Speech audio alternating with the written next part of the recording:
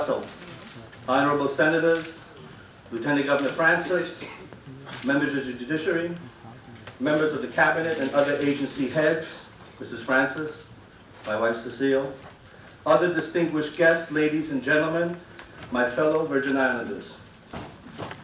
It has been my honor for the last 4 years to stand in this place that so many of the giants of our history have debated with rigor and conviction, legislation that has provided a platform upon which our territory could grow in order to make life better for every Virgin Islander.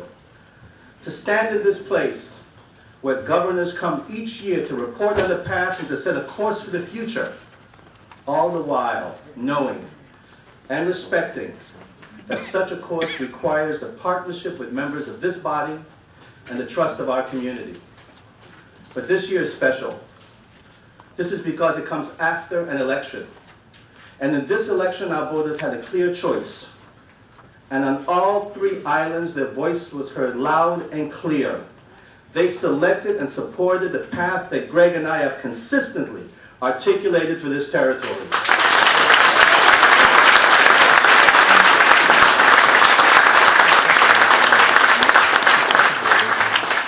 I also stand here 1 year after the devastation visited on Haiti, a little more than a week after President Obama brought healing to our nation after the shootings in Tucson, and 1 week after we celebrated the life of Dr. Martin Luther King, whose life was taken because he had a dream, and because that dream, we are here today, a better country and a better nation. It is in this spirit that tonight we also remember the service of our sons and daughters, our brothers and sisters, our fellow Virgin Islanders stationed around the globe as members of the United States Armed Forces. We know that the freedoms we have, the achieve to succeed and go for the ambitions that we seek to fulfill each day are ours because of the service of these men and women who are volunteers and making sacrifices for the greater good of country and not of self.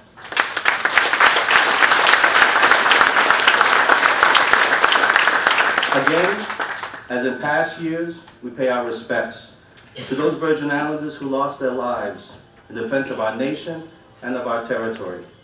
Each day, we must show the support for their families and for the sacrifice of their loved ones. To all in this chamber and throughout this territory, regardless of your political leanings or your preferences, how we've worked together in the past, tonight, I pledge my redoubled efforts to work together with you to do the people's business, to take the steps necessary each and every day to make our politics more collegial and more effective. We will put on the shelf all the divisions, petty and otherwise, that divide us, for the challenges that we face are too great and the consequences of failure too dire if we fail to see and to understand and to respond to them.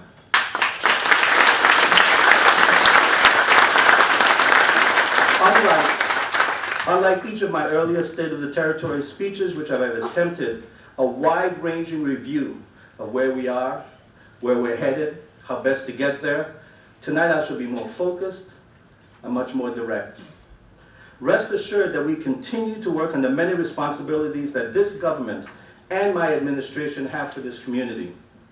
Rebuilding and repairing our roads, getting more of our people into their own homes through the affordable housing program of the Virgin Islands Housing Finance Authority and the Virgin Islands Housing Authority, and securing local control of the Housing Authority.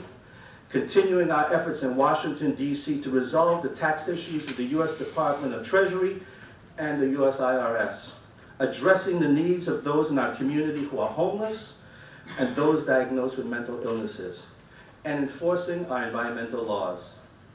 But tonight, I speak instead of changes that we must quickly embrace, not just in what we do, but how we do it.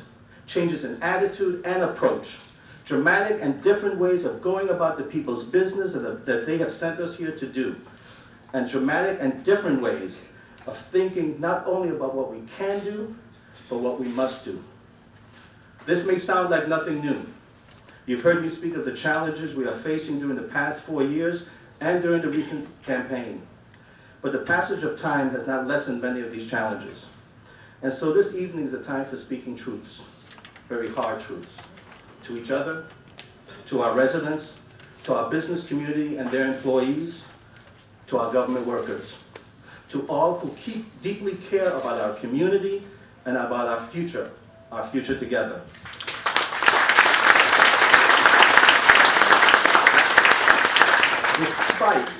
Despite all our efforts, despite all the progress that we have made working together, there's much more that needs to be done and needs to be done now.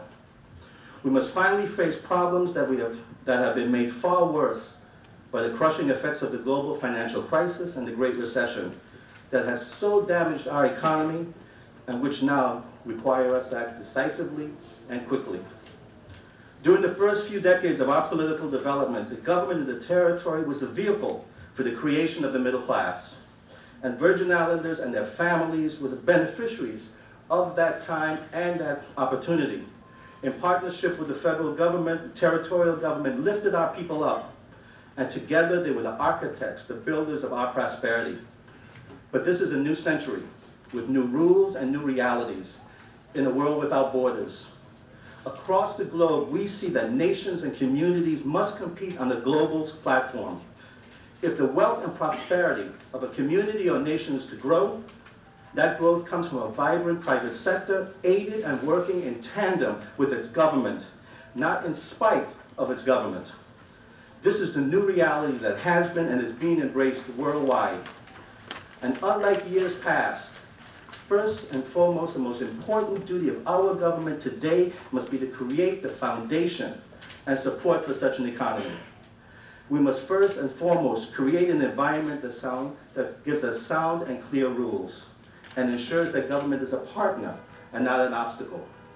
Ours must be a government that treats people and businesses fairly, that respects leadership and entrepreneurship. If we fail in this, we not only lose an opportunity, we lose not only the resources that support so many of our critical services, but indeed we lose our aspirations, and the future prosperity will be forfeit. We cannot continue to act as if the purpose of government is government.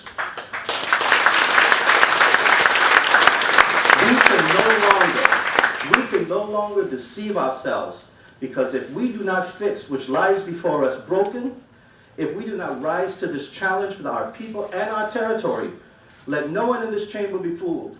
Our financial condition will only deteriorate, and the opportunity to build a vibrant economy that provides opportunities for the ambitious, support for those who require special attention, and a future for our children will just pass us by.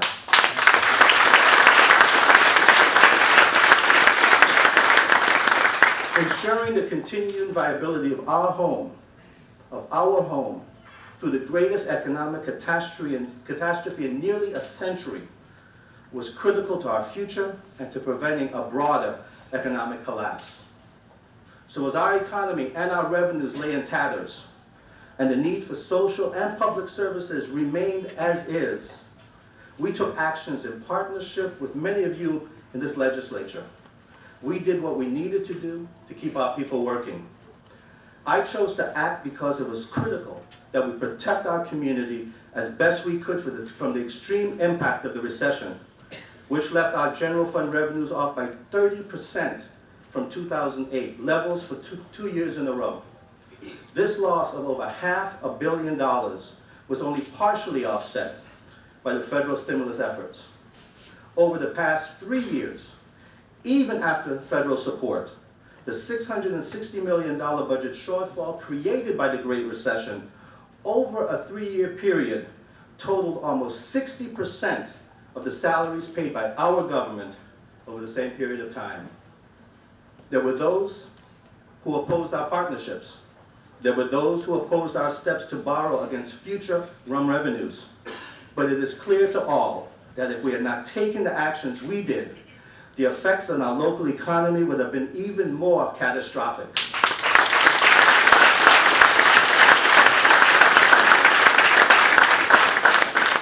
The arithmetic is quite simple. At that time, no layoffs, no furloughs could have closed the budget gap, short of sending home half of our government workers and closing over 1/3 of our social programs. so I chose to act. Now, however, you and I must face the dispiriting truth that by keeping our people at work, far too many believe that I've proved the point that in a crisis, something will always bail us out. Far too many people still believe and have not grasped the magnitude of the financial storm that whirls around us and the devastation, the debris, and the damage it has caused. To those who continue to doubt that a crisis is upon us, I say just look around you.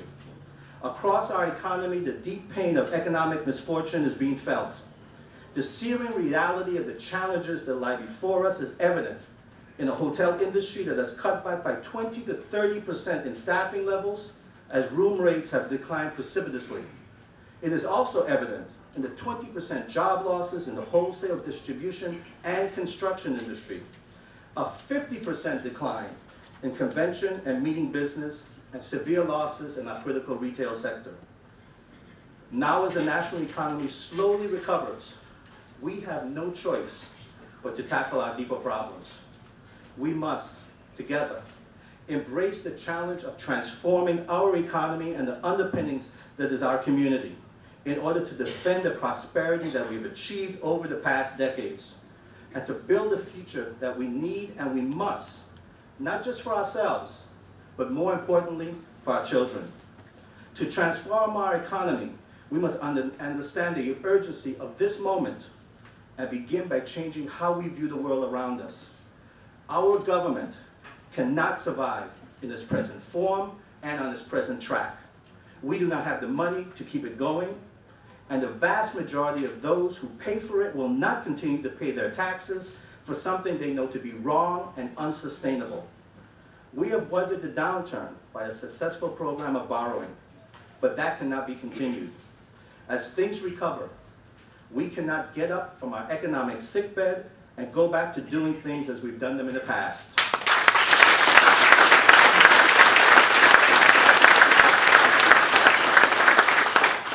So, if forced to put words to it, to answer the traditional question, what is the state of the territory? I would suggest that our territory is at the tipping point.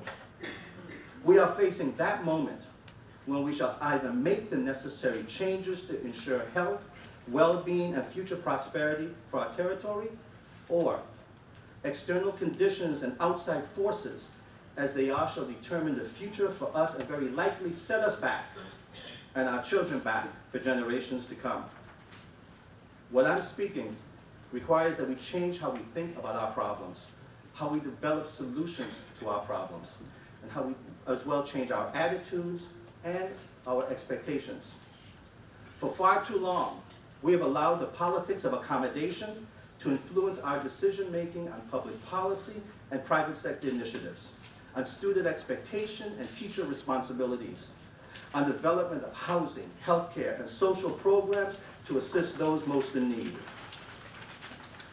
During the decades that this has been going on, Virgin Islanders have seen the private sector grow and thrive, by and large, and controlled by those not from here, and that have seen the opportunities, taken the risk, and reaped the rewards. We were not kept out. We chose, for the most part, not to get into the private sector. We no longer have that luxury.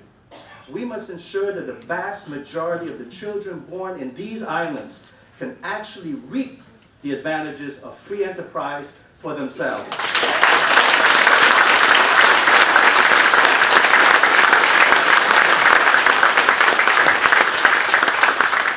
And don't point to me examples of some of our local success stories. I applaud them, just as you do. But let me point to you, those hundreds upon hundreds who lack the skills, the attitudes, the work ethic, and the discipline that will let them compete successfully, here or abroad, in the new economies of a globally connected marketplace that is equally competitive, but truly rewarding.